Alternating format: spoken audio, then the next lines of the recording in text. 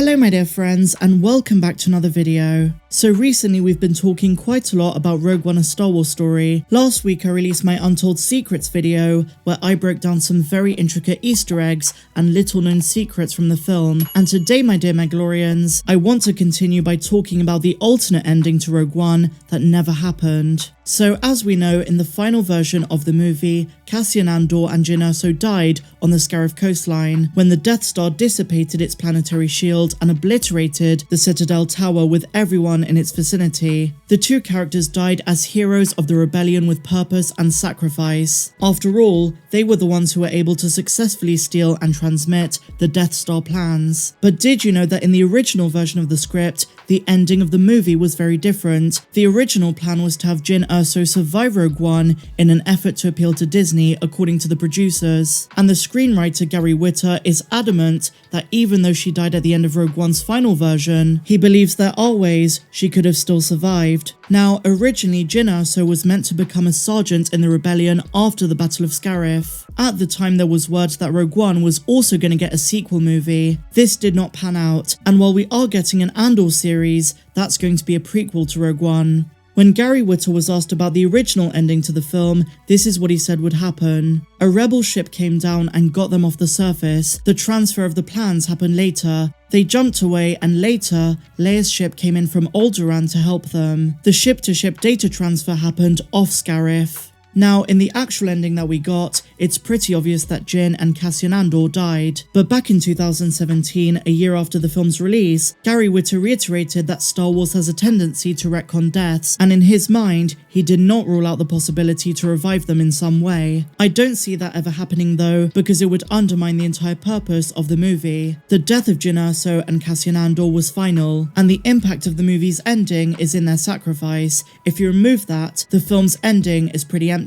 And Felicity Jones, who played Jyn Erso, has stated many times that she would love to reprise the role, and she's on the record saying that it's not out of the realm of possibility for a character to have survived. I disagree though, and the fact of the matter is, if you have Jyn Erso survive, then you run into a lot of problems in canon later on. The bigger question would be how to retcon why others believe that Jyn is dead. For example, other rebels like Mon Mothma, who venerated Jyn many times after her death. If she would have been rescued, there is no doubt she would have played a bigger role in the rebellion, possibly even as a sergeant. And so if they were to retcon that death, you've got to explain her absence in the rebellion afterwards. So it just gets really messy, and I'm not a fan of the idea.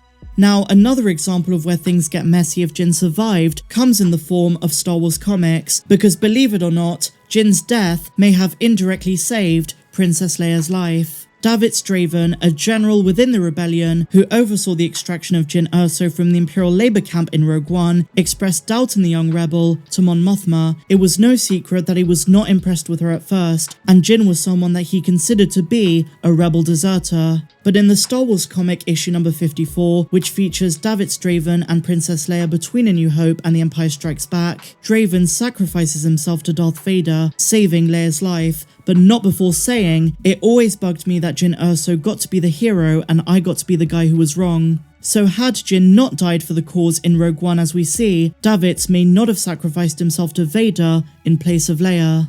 Now, had the original script of Rogue One prevailed, and we did get the ending with Jyn surviving, the Andor series would have been different. According to Gary Whitta, it would have taken place after Rogue One, so it would have been a sequel to the film and not a prequel. I think Felicity Jones did a phenomenal job as Jyn, and her role in the movie is absolutely iconic. As I said in my previous video, Rogue One has some of the best cinematography and production in the entire franchise. And just to finish on a silly note, if Jyn Erso had survived Rogue One, the ridiculous theories about Jyn being Rey's mother would have intensified, and that's not a world I want to live in, my dear friends. Those theories were absurd, and it didn't help that The Force Awakens was released only 1 year before Rogue One. And even though there's a massive time gap between the two films and they're not connected in any way, there were so many fans speculating that Felicity Jones's character was going to be Rey's mother, and I think it was just based on the sole fact that they both had English accents. But let's put that nonsense to the side.